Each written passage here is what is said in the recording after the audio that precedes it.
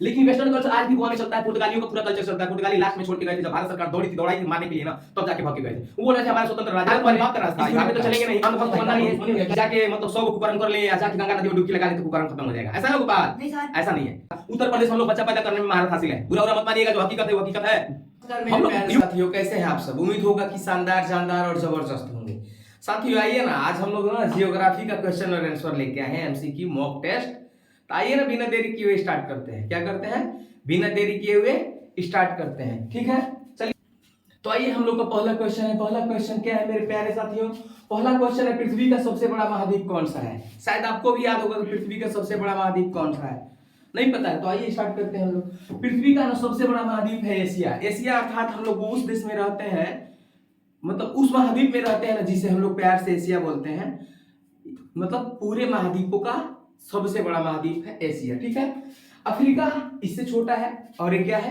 अनेकों देश मिलकर बना है। जैसे एशिया में 50-52 जितने भी देश मिलके बने हो। यूरोप हम लोग के ऊपर में आके बसता है। यूरोप मतलब एशिया के ऊपर में आके यूरोप बसता है।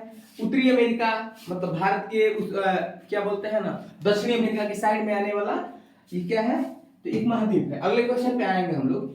पृथ्वी का सबसे बड़ा महासागर कौन सा है? पृथ्वी का सबसे बड़ा महासागर कौन सा है? तो ये हो जाएगा ना प्रशांत महासागर, ना पूरे इस पृथ्वी का सबसे बड़ा महासागर है।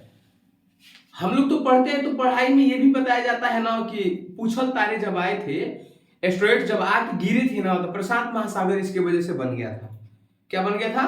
प्रशांत महासागर इसके वजह से बन गया था। किसके वजह से बना था? तो जो एस्ट्रॉइड आके गिरे थे ना, इतना तेज गिरे थे कि वहां पे कई गड्ढा हो गया और कई वर्षों तक आंधी तूफान बनी रही। कई वर्षों तक क्या रहा? आंधी तूफान बने रहे थे। और यहाँ पे ना जो डायनासोर लोग थे, इन लोग का भी पतन हो गया था इसी प्रशांत महासागर के वजह से। चलिए ना, अगला है अंटार्कटिक महासागर। अंटार्कटिक महासागर क्या करता है? दूसरा सबसे बड़ा महासागर है। क्या है? दूसरा सबसे बड़ा महासागर है अंटार्कटिक महासागर। हिंद महासागर हम भारत वाले हैं, भारत के नीचे वाला जो महासागर है, भारत के जो निचला महासागर है, इसे हिंद महासागर बोला जाता है। साइड में हम लोग आएंगे इधर से तो बे ऑफ बंगाल, बंगाल की खाड़ी हो जाएगी। इधर से आएंगे तो अरब सागर हो जाएगा। आर्कटिक महासागर, आर्कटिक महासागर क्या है? सबसे छोटा महासागर है। क्या है? सबसे छोटा कोई महासागर है तो आर्कटिक महासागर है। बिना देरी किए हुए अगले क्वेश्चन पे हम लोग चलेंगे। विश्व का सबसे ऊंचा पर्वत शिखर कौन सा है? क्या है? विश्व का सबसे ऊंचा पर्वत शिखर शायद आप लोगों को भी पता होगा, इसका नाम है माउंट एवरेस्ट। इसकी चोटी कितनी है? 8848 था, अब जाके कितना हो गया है? 8849 मीटर है। अब किलोमीटर में मत चले जाइएगा, 8849 मीटर हो गया है, ठीक है? विश्व का सबसे ऊंचा पर्वत चोटी क्या है? माउंट एवरेस्ट है। कंचनजंगा भारत का है। भारत का सबसे ऊंचा माउंट एवरेस्ट मतलब चोटी हो जाएगा कंचनजंगा, या फिर हम लोग इससे भी ऊंचा बोलते हैं ना तो ये केटू बोलते हैं, केटू गार्डविन आस्टेन, ठीक है? नंगा पर्वत, नंगा पर्वत भी है भारत में, नागालैंड में पड़ता है नंगा पर्वत। भारत के नागालैंड में नंगा पर्वत ही है ना, नंगा पर्वत है, ये भारत के नागालैंड में पड़ेगा नंगा पर्वत। पता नहीं कैसे कभी कभी पाकिस्तान में दे देता है, लेकिन पाकिस्तान में नहीं है नंगा पर्वत। नंगा पर्वत भारत के नागालैंड में पड़ता है, जिसे प्यार से हम लोग नागालैंड वाले इसे नंगा पर्वत भी बुलाते हैं। धौलावीरा भारत में स्थित है। क्या है? धौलावीरा भारत में ही स्थित है। अगले क्वेश्चन पे आएंगे हम लोग। भारत की सबसे लंबी नदी कौन सी है? पता तो होना चाहिए ना आपको भी, है क्या है? भारत की सबसे लंबी नदी है गंगा। इसकी लंबाई है 25 किलोमीटर। कितनी लंबाई है? 25 किलोमीटर लंबा है भारत की गंगा।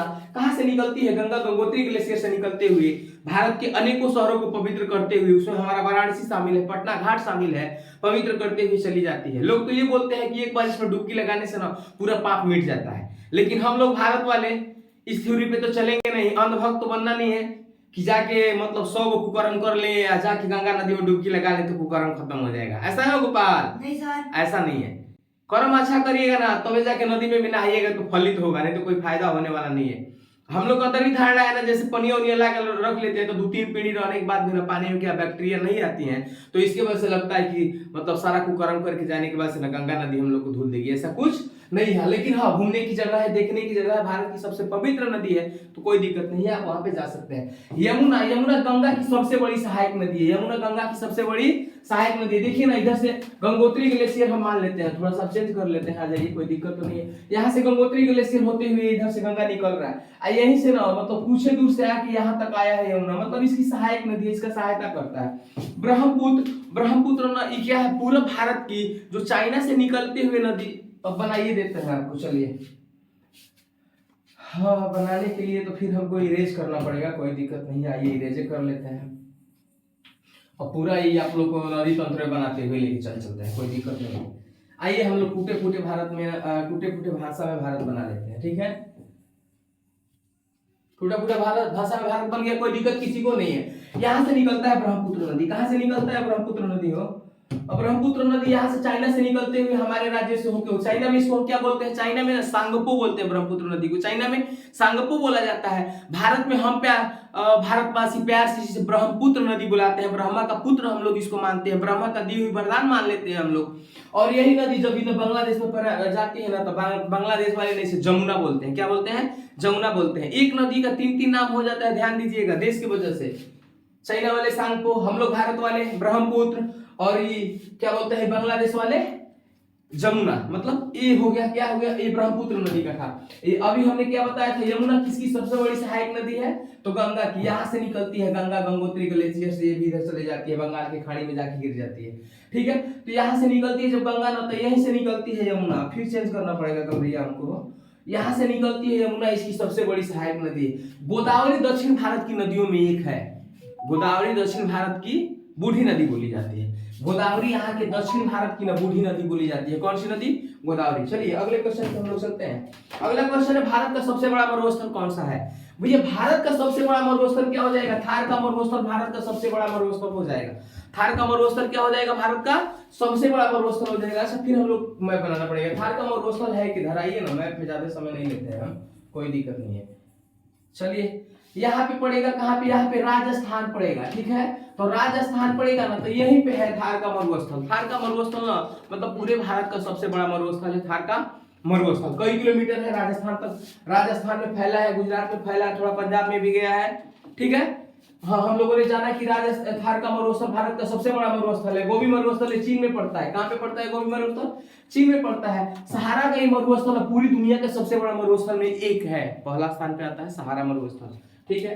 कालाहारी मरुस्थल साउथ अफ्रीका में जाएगा, दक्षिण अफ्रीका में जाएगा कालाहारी मरुस्थल। अगले पे आते हैं हम लोग। अगला क्वेश्चन है, भारत का सबसे दक्षिणी बिंदु कौन सा है। भारत का सबसे दक्षिणी बिंदु ना है, इंदिरा पॉइंट है। अब आप लोग पूछिएगा कि हमारा मैपों में इंदिरा पॉइंट तो आपको बताइए नहीं करते हैं, तो इंदिरा पॉइंट है कैसे। तो आइए ना भैया, क्या दिक्कत है, हम क्लियर करते हुए चलते हैं। थोड़ा सा मिस्टेक हो जा रहा है, इरेज कर लेते हैं, इरेज बड़ा कर लेते हैं। ए भाई इरेज काहे नहीं काम कर रहा है, चलो। हाँ, तो क्या करना है आप लोग को, इंदिरा पॉइंट जानना है ना। आइए, अब तो मैं उतना अच्छा से नहीं बना रहे, काम का बॉस बन जाएगा। अब यहाँ पे हम लोग जानते हैं कि इंदिरा पॉइंट है, लेकिन ऐसा कुछ नहीं है। हम लोग जब कश्मीर से चलते हैं तो ये आखिरी पॉइंट हो जाता है कन्याकुमारी। अब इंदिरा पॉइंट आपको इधर मिलेगा, कहाँ मिलेगा, ये कौन सा हो जाएगा, अंडमान निकोबार द्वीप समूह के पास मिलेगा। क्या इंदिरा पॉइंट कहाँ मिलेगा, अंडमान निकोबार द्वीप समूह के पास इंदिरा पॉइंट मिलेगा। तो यही भारत का सबसे आखिरी बिंदु होता है इंदिरा पॉइंट। समझ में आया आपको, इंदिरा पॉइंट कहाँ है, लक्ष्य का है अंडमान निकोबार द्वीप के साइड में है, यहाँ पे मिलेगा इंदिरा पॉइंट। कन्याकुमारी अभी हमने बताया है, कश्मीर से वो लाइन आता है नीचे कन्याकुमारी तक आता है, यानी भारत का दक्षिणी बिंदु कन्याकुमारी भी है, लेकिन सबसे दक्षिणी बिंदु पूछता है तो इंदिरा पॉइंट हो जाएगा। रामेश्वरम, इसके नीचे आइए, रामेश्वरम धाम में जाइए और घूमते रहिए, यहीं पे पवित्र जगह है, रामेश्वरम भी है। कोची ये केरल का है, मतलब सब मिला जुला के नहीं। एक बार जाएंगे घूमने के लिए तो आप कन्याकुमारी चले जाएंगे, रामेश्वर चले जाएंगे, कोची चले जाएंगे, खाली केरल में जाएंगे तो सब घूम लेंगे। आइए नेक्स्ट क्वेश्चन पे आते हैं। पृथ्वी का सबसे बड़ा द्वीप कौन सा है। पृथ्वी का सबसे बड़ा द्वीप है ना भैया, ग्रीनलैंड। पृथ्वी का सबसे बड़ा द्वीप क्या है, ग्रीनलैंड। इस ग्रीनलैंड को पाने के लिए ना अमेरिका ना चूतियापंती हमेशा करता रहता है, इतना लतखोरी करता है क्या ही बताइएगा, जबरदस्ती बोलता है कि ग्रीनलैंड हम कर लेंगे। मेडागास्कर को तो कर ही लिया है, जबरदस्ती पकड़ के ले जाते हैं सब अमेरिका वाले। अब पूरे दुनिया का सबसे अगर कोई कमीना देश है ना तो अमेरिका ही, अमेरिका के अलावा कोई देश नहीं है। कहाँ शांति कब रखना है, कहाँ अशांति लाना है, अमेरिका विधिवत से जानता है। सब मिला जुला के बोले ना तो कहाँ कब किसको लड़ाना है, कब किसको नहीं लड़ाना है, अमेरिका से बढ़िया कोई नहीं जानता है। तो ग्रीनलैंड है इस पूरे पृथ्वी का सबसे बड़ा महाद्वीप। मेडागास्कर भी महाद्वीप है, लेकिन ग्रीनलैंड इतना बड़ा नहीं है। ये जो श्रीलंका है ना, श्रीलंका एक द्वीप है। श्रीलंका क्या है, एक द्वीप है, चारों ओर से घिरा हुआ पानी से एक द्वीप है। ये भारत का पड़ोसी राज्य है। न्यू गिनी, इसका नाम पूरा है पापुआ न्यू गिनी। तो पापुआ न्यू गिनी क्या है, विश्व का दूसरा सबसे बड़ा द्वीप है।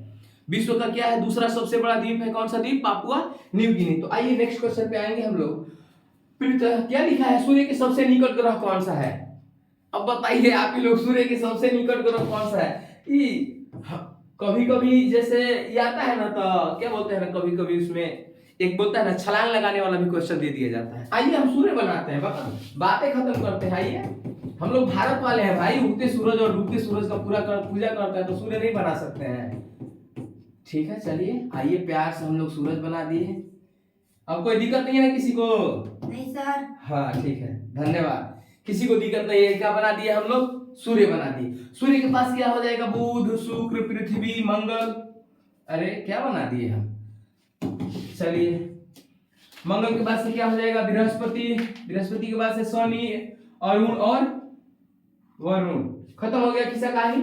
क्या हो गया? सूर्य, बुध, शुक्र। सूर्य के बाद से क्या हो जाएगा? बुध, शुक्र, पृथ्वी, मंगल। खत्म। बृहस्पति, शनि, अरुण और वरुण। 8 ग्रह हम लोग बना दिए। हम लोग का क्वेश्चन क्या था? सूर्य की सबसे निकट ग्रह कौन सा है? तो आप ही लोग बताइए ना, सबसे निकट ग्रह क्या हो रहा है? आंसर तो मिल ही गया होगा भैया, है ना? कहे हो चेंज नहीं हुआ का? सबसे निकट ग्रह यही ना मिल रहा है हम लोग को, बुध मिल रहा है। बुध मिल रहा है ना सबसे निकट। अच्छा, जो पृथ्वी सूर्य है ना, ऐसे ऐसे अनेकों ग्रहों को अपने अंदर खा गया है। क्या किया है?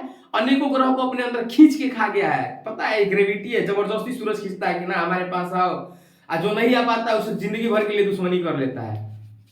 तो मतलब बुध नहीं जा पाया। बुध नहीं जाने के कारण से पावरफुल था, वो भी बोला कि नहीं हम तुम्हारे नहीं सटेंगे, जबरदस्ती सटा रहा था। अब 2 चुंबक ले लीजिएगा, तोड़ के उल्टा करके सीधा करके सटाइए ना, जब टूट जाता है ना सीधा करके मुंह सटाइए, सटवे नहीं करेगा। यही हाल है इनका, ठीक है? तो क्या हो जाएगा हमारा? बुध हो जाएगा। अगला है शुक्र।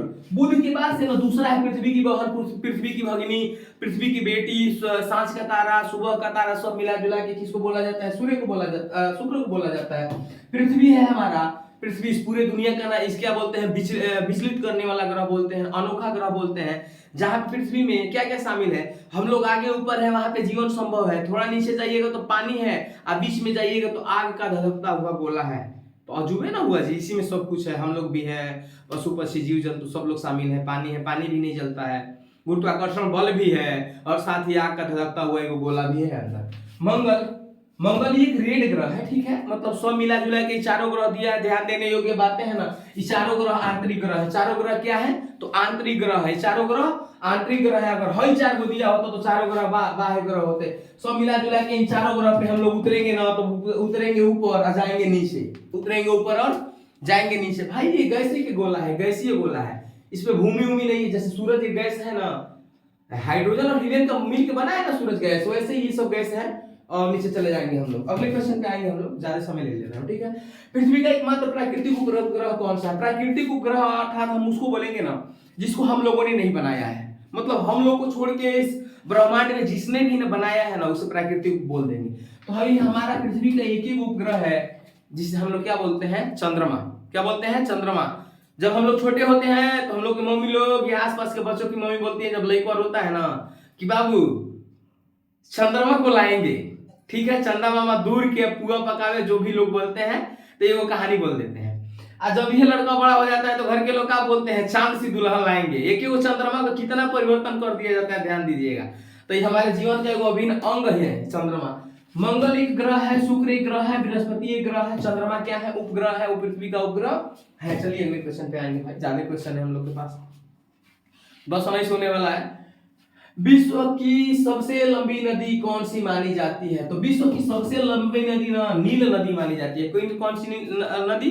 नील नदी मानी जाती है। अमेजन भी है, अमेजन जंगल भी है, लेकिन सबसे बड़ी नदी में आएगा ना तो नील नदी है। सब चौड़ी नदी में आएगा ना तब अमेजन नदी हो जाएगा। दिक्कत नहीं होना चाहिए। मिसिसिपी और क्या है यांगत्से, जो भी नदियां हैं ये भारत की नहीं है, बाह्य नदियां हैं, इन लोगों से ज्यादा नहीं पढ़ना। विश्व का सबसे बड़ा पठार कौन सा है? विश्व का सबसे बड़ा पठार है ना, तिब्बत का पठार है। दक्कन का पठार ही भारत का है। और भारत में ना कहाँ का है? आइए ना हम आपको यहीं पे दिखा देते हैं, प्रत्यक्ष प्रमाण दे देते हैं। क्या बोलते हैं? संस्कृत में एक भाषा है ना, किम प्रत्यक्ष प्रमाणम, सीधे आपको दे देते हैं। आइए, हई हो गया भारत का आखिरी पार्ट, और ये है दक्कन का पठार। क्या है? ये वाला जो पार्ट है ना, ये दक्कन का पठार है, दक्कन का पठार, याद दे लीजिएगा। हम लोग अभी तो जानते हैं ना कि जब मानसून आता है तो किसके वजह से टकराता है। रुकिए ना, पूरा इसको क्लियर कर लेते हैं। है हो गया। जब मानसून आता है, जब दक्कन का पठार रहेगा तो मानसून आएगा तो चीर के नहीं ना जाएगा, यहाँ से टकराते हुए धीरे धीरे धीरे धीरे ऊपर चढ़ना शुरू होता है। 1 जून को जो मानसून आता है धीरे धीरे हम लोग के पास 15 जून तक आता है। कभी कभी ऐसा रेयर केस आ जाता है कि जुलाई भी बीत जाता है, नहीं आ पाता, क्योंकि यहाँ पे ना आंतरिक दबाव पहले बनता है, जबरदस्ती ठेलता है, इसको नीचे से ठेलने के लिए प्रेशर चाहिए, ये प्रेशर में कभी कभी नहीं बन पाता है। सर क्यों ठेलता है सर? प्रेशर नहीं बन पाता। प्रेशर देखो क्या होता है, इधर से भी हवाएं चलती हैं, इधर से भी हवाएं चलती है। इधर से जब हवाएं चलेंगी ना तो यहाँ से समुद्री लहरें जब उठती हैं तो जाके टकराती हैं तटों से। जब तटों से टकराएंगी तो ऊपर जाएंगी, और जब उल्टा टकराएंगी तो जाने नहीं देता है, तो कभी कभी लेट हो जाता है। 1 महीने लेट से भी हम लोग सुनते हैं ना कि मानसून लेट से आया है। या कभी कभी ऐसे कंडीशन आते हैं ना कि इधर से जो हवा होता है पानी के वेग में इधर ऑस्ट्रेलिया से होके चलना शुरू होता है, चल जाता है अमेरिका तक, फिर 3 साल बाद रिटर्न होता है, तो 1-2 साल के लिए हम लोग को दिक्कत होना शुरू हो जाता है। या आखिरी में मानसून आता है ना तो हम लोग का सारा फसल नुकसान करके लेके चला जाता है। तो भाई लोग, भाई देख लिए ना आप लोग, ये है दक्कन का पठार, ठीक है, यानी भारत का सबसे बड़ा पठार दक्कन का पठार हो जाएगा। छोटा नागपुर का पठार ना और मैप उधर बना दिए, झारखंड में पड़ता है, और यहाँ पे लौह अयस्क के लिए या खनिज उत्पादन के लिए ज्यादा फेमस है छोटा नागपुर का पठार। हाई कोलोराडो पठार नहीं, भारत का है नहीं, तो इसे टिटिमा नहीं करना है, ठीक है। चलते हैं अगले क्वेश्चन पे हम लोग। अगला क्वेश्चन है, भारत का सबसे ऊंचा जलप्रपात कौन सा है?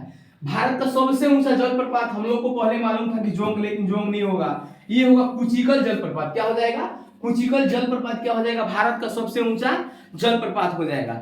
है जो जोंग जलप्रपात है ना, इरावती नदी है कर्नाटक में, वहां पे बनाता है अपना जो भी प्रपात है बनाता है, ठीक है, ठीक है। और चलिए अगले क्वेश्चन पे चलेंगे हम लोग। कर्क रेखा भारत के कितने राज्यों से होकर गुजरती है? तो कर्क रेखा भारत के 8 राज्यों से होकर गुजरती है। एक ट्रिक था, मित्र पे गमछा झाड़, शायद आपको याद होगा, मित्र पे गमछा झाड़ याद होगा, आपको बताया भी गया था, हमारे सहयोगी टीचर चंदन बाबू बताए थे आपको, मित्र पर गमछा झाड़, गमछा झाड़। मित्र से क्या हो जाएगा? मिजोरम हो जाएगा, तर से त्रिपुरा हो जाएगा, पश्चिम बंगाल हो जाएगा, र से राजस्थान हो जाएगा, ग से गुजरात हो जाएगा, म से मध्य प्रदेश हो जाएगा, छ से छत्तीसगढ़ हो जाएगा, झा से झारखंड हो जाएगा। खत्म हो गया, कोई दिक्कत नहीं है। चलिए अगले क्वेश्चन पे आते हैं हम लोग। अगला क्वेश्चन है, भारत का सबसे बड़ा राज्य क्षेत्रफल की दृष्टि से कौन सा है? भारत का सबसे बड़ा राज्य क्षेत्रफल की दृष्टि से कौन हो जाएगा? वो तो राजस्थान हो जाएगा। क्या हो जाएगा? क्षेत्रफल की दृष्टि से सबसे बड़ा राज्य राजस्थान हो जाएगा। उत्तर प्रदेश हम लोग बच्चा पैदा करने में महारत हासिल है, बुरा मत मानिएगा, जो हकीकत है वो हकीकत है। हम लोग यूपी वाले ना भाई, क्या ही बताइएगा, इतना तो लगता है कि 100-150 जो देश होंगे उतनी भी उसकी जनसंख्या नहीं हुई जितना हम लोग बच्चा पैदा करने में महारत हासिल किए हैं। लेकिन शुक्र का बात पता है क्या है, ग्राफ धीरे धीरे गिर रहा है। अब हम लोग के पास ये कंडीशन हो गया है ना, पढ़े लिखे लोग ना एक बच्चा भी पैदा नहीं करना चाहते हैं। सबको पता है कि बच्चा पैदा करने में कलाकारी नहीं है, उसकी देख रेख करने में कलाकारी है। औकात का पता चल जाता है हम लोग का। मध्य प्रदेश मतलब राजस्थान के बाद से आने वाला है मध्य प्रदेश, महाराष्ट्र, इस सबसे पहले लेकिन राजस्थान आएगा। चलिए इस सब पड़ोसियों देश राज्य भी मान सकते हैं। भारत का सबसे छोटा राज्य क्षेत्रफल की दृष्टि से कौन सा हो जाएगा? तो वह राज्य जिसको सबसे पहले पुर्तगालियों ने कब्जा किया और सबसे लास्ट में लपियाने के बाद से छोड़ के गए थे, गोवा। गोवा को, यह है गोवा, यहाँ पे गोवा है। आखिरी समय में नहीं पुर्तगाली भारत छोड़ के गए थे, गोवा को छोड़ने का नाम ले रहे थे, गोवा पसंद आ गया था इन लोगों को। आज भी जाइएगा ना गोवा में, तो गोवा में वेस्टर्न कल्चर ही मिलेगा, अर्ध नंगा लड़कियां मिलेंगी, सब आधा नंगा रहती हैं। बुरा नहीं मानिएगा, जो हकीकत है हकीकत है। गोवा में जाइए, विजिट करिए, नहाइए, लेकिन फैमिली के साथ मम्मी और बहन को कभी भुला के मत लेके जाइएगा। हाँ वाइफ है तो भाई तो है ना, इसीलिए ना बनी है, तो वाइफ को लेके जाइए, दिक्कत नहीं है। लेकिन वेस्टर्न कल्चर आज भी गोवा में चलता है, पुर्तगालियों का पूरा कल्चर चलता है। पुर्तगाली लास्ट में छोड़ के गए थे, जब भारत सरकार दौड़ाई थी मारने के लिए ना, तब जाके भाग के गए थे। वो बोल रहे थे हमारा स्वतंत्र राज्य, रे तुम्हारे बाप का राज था, ये भारत का है। ये भाई का है, वो दुश्मनी हो गया, क्या गिर रहा था। सिक्किम भी छोटा है, सिक्किम भी छोटा है, लेकिन क्या है, सिक्किम को हम लोगों ने कहीं से लिया था, तिब्बत से हम लोगों ने सिक्किम में तिब्बत आके मिला था हम लोगों में। वो भी 1 साल समझौता किया कि 1 साल पहले मिल के देख लेते हैं, अगर नहीं समझ में आएगा ना तो 1 साल बाद हम भारत तुमसे अलग हो जाएंगे। लेकिन भागो, गाना बड़ा शानदार लोग आए हैं भारत वाले, जो कहीं से आता है यहीं का होके रह जाता है, जो कहीं से आता है यहीं का हो जाता है। अब सिक्किम वाले आए, भारत वाले लोग जम गए, सिक्किम वाले भारत में मिल गए हमेशा के लिए, अभिन्न अंग है, अभिन्न हिस्सा है। थोड़ा टूट के दिखाए ना, चाहे कोई लेके दिखाए, औकात गिरवा देंगे भारत की सेना। त्रिपुरा भारत का राज्य है और मिजोरम भी भारत का राज्य है। मिजोरम में मिजो पर्वत है, मिजोरम में एक मिजो पर्वत है। चलिए आगे बढ़ते हैं, ज्यादा समय नहीं लेंगे। भूमध्य रेखा किस अक्षांश पर स्थित है? भूमध्य रेखा किस अक्षांश पर स्थित है? देखिए 3 गो रेखाएं पूरी भ्रम, ए भाई कहाँ है तो कोई हरकत कर रहा है कुछ और हो जा रहा है कुछ और। भाई देखिए क्या है, पूरे इस पृथ्वी पे कितनी रेखाएं हैं, 3 रेखा खींची गई हैं। सबसे नीचे क्या हो जाएगा, नीचे हो जाएगा मकर रेखा, मकर रेखा, हाई कर्क रेखा, अब बीच वाला हो जाएगा भूमध्य रेखा, भूमध्य रेखा। ठीक है, बीच वाला क्या हो जाएगा, भूमध्य रेखा या ट्रॉपिक ऑफ कैंसर भी बोलते हैं। थोड़ा सा मिस्टेक हमसे हुआ था लेकिन कोई दिक्कत नहीं, हो जाएगा। ठीक है, अब क्या है इसमें कर्क रेखा, जो हम लोग को पूछा है भूमध्य रेखा, तो भूमध्य रेखा ना बाबू 0 डिग्री देशांतर पे स्थित है। भूमध्य रेखा कितने पे स्थित है, 0 डिग्री देशांतर पे भूमध्य रेखा है। कर्क रेखा 23.5 डिग्री पे है, मकर रेखा 23.5 डिग्री होता है, कर्क रेखा 23.5 डिग्री पे है, मकर रेखा 23.5 डिग्री पे है ना 6601/2 डिग्री पे। इसे टैगा प्रदेश बोलते हैं हम लोग। ये ऊपर भी टैगा प्रदेश हो जाएगा, नीचे आर्कटिक और अंटार्कटिक हो जाएंगे, सब मिला जुला के 66.5 डिग्री ऊपर हो जाएगा, 66.5 डिग्री नीचे हो जाएगा। 90 डिग्री से मतलब नहीं है। अब रेखा ऐसे खींचेंगे ना, एक विस्तार से समझा देंगे आपको। चलिए अगले क्वेश्चन पे आते हैं हम लोग। ठीक है, अगला क्वेश्चन है, पृथ्वी अपने अक्ष पे कितने समय में एक चक्कर लगाती है। ये मतलब ना पृथ्वी अपने अक्ष पे कितने समय में एक बार चक्कर लगाती है, माने एक बार घूम जाता है। तो है लीजिए ना 24 घंटा दिया है, लेकिन वास्तविकता 24 घंटे नहीं है। आइए हम बताते हैं, 23 घंटे 48 मिनट 55 सेकेंड के आसपास होता है, या 23 मतलब इतना मान के चलिए ना 24 घंटे में हम लोग एक बार चक्कर लगाते हैं, लेकिन 24 घंटे से कम होता है। 12 घंटे का क्या हो जाता है, दिन हो जाता है, 12 घंटे का रात हो जाता है, तो 24 घंटे हम लोग एक चक्कर लगा लेते हैं। 30 घंटे 48 घंटे से कोई मतलब नहीं है। आने वाले दिन में कब ना 30 घंटे का दिन और रात होगा ही, जैसे वैज्ञानिक लोग बता रहे हैं कि वजन बढ़ रहा है पृथ्वी का। हम लोग जैसे मानव के रूप में ऊपर वाले भेजे थे, हो गए हैं दानव, खा खा के लदा गए हैं, तो पृथ्वी का वजन बढ़ेगा ना। बस पृथ्वी को जल्दी जल्दी पहले घूमती थी, अब धीरे धीरे घूम रही है। ठीक है, पृथ्वी सूर्य की परिक्रमा कितने दिनों में करती है। लो भाई, पृथ्वी सूर्य की परिक्रमा कितने दिनों में करती है, तो भाई देखिए क्या दिया है, 65.5 डिग्री है, 65.5 दिन है। इस कुछ मतलब नहीं है, 365 दिन भी हो जाएगा, 366 दिन भी हो जाएगा। अर्थात इस विकल्प में किसी को हम सही पूर्ण रूप से नहीं मान सकते हैं। अगर अथवा होता ना तो मान लेते, ठीक है, अथवा नहीं है तो ये को किसी को मान लेते हैं, चलो ऊपर वाला मान लेते हैं। 365 दिन कब होता है, जब लीप ईयर होता है। लीप ईयर नहीं होता है तो 365 दिन, और लीप वर्ष लग जाएगा तो 366 दिन। अच्छा, लीप वर्ष होता क्या है, देखिए 2024 आएगा ना बाबू, 2024 में 4 से गुणा कर दीजिए 24 को, 6 चौको 24, अर्थात ये लीप वर्ष 366 दिन होगा। जब 4 से पूरा पूरा विभाजित हो जाए वो क्या हो जाएगा, 366 दिन वाला वर्ष होता है। अब इसको ना कभी एक दिन विस्तार से लेके आएंगे कि क्या क्या बढ़ के जाता है तो हो जाता है और क्या नहीं होता है। चलिए इसको हटाते हैं, अगले दिन कभी बनाएंगे, लेट हो गया वैसे भी। सबसे बड़ा महाद्वीपीय देश कौन सा है, सबसे बड़ा महाद्वीपीय देश अगर पूछता है ना, महाद्वीपीय देश, तो रूस हो जाएगा। क्या हो जाएगा, रूस हो जाएगा। महाद्वीपीय देश सबसे बड़ा क्या हो जाएगा, रूस हो जाएगा, क्योंकि रसिया की जो क्षेत्रफल है ना बाबू, पूरी दुनिया में सबसे ज्यादा है।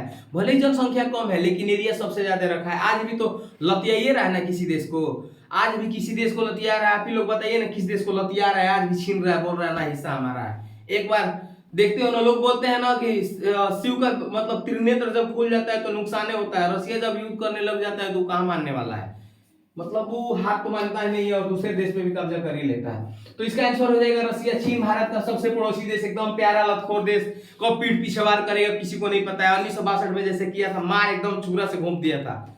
और भारत वाले इतना परेशान थे ना, 15 अगस्त की 26 जनवरी आने वाला था, पूरा देश खामोश था, एकदम से परेशान थे भारत वाले। और उसी में से एक स्वर कोकिला निकल के आती है, स्वर कोकिला का नाम होता है लता मंगेशकर। उसने एक गीत गाया था भारत के लोगों के लिए, अरे मेरे वतन के लोगों जरा आंख में भर लो पानी, जो शहीद हुए हैं उनकी जरा याद करो कुर्बानी। और भारत के लोगों में एक नई ऊर्जा और नया उमंग जागा था, और उस दिन हम लोग झंडा फहराए थे। नहीं तो पूरे भारत के लोग झंडा कहाँ फहराने वाले थे। तो इसमें तो कभी भरोसे मत करिएगा, कब वार करेगा पता नहीं, इसीलिए हम इसको ना ब्लैक कर दे रहे हैं। कनाडा पहले तो हम लोग का मित्र था, अब ये भी लतखोर हो गया है। और अमेरिका बिना पैनी का लोटा कब किधर चला जाएगा, बस फायदा सोचता है, हमारा जिससे फायदा होगा हम उसी के पास जाएंगे। अमेरिका का यही काम है। चलिए अगले क्वेश्चन पे आते हैं हम लोग। भारत की सबसे लंबी तट रेखा वाला राज्य कौन सा है। अच्छा, सबसे लंबी तट रेखा वाला राज्य पूछे तो क्या ही बताएंगे हम लोग, गुजरात हो जाएगा।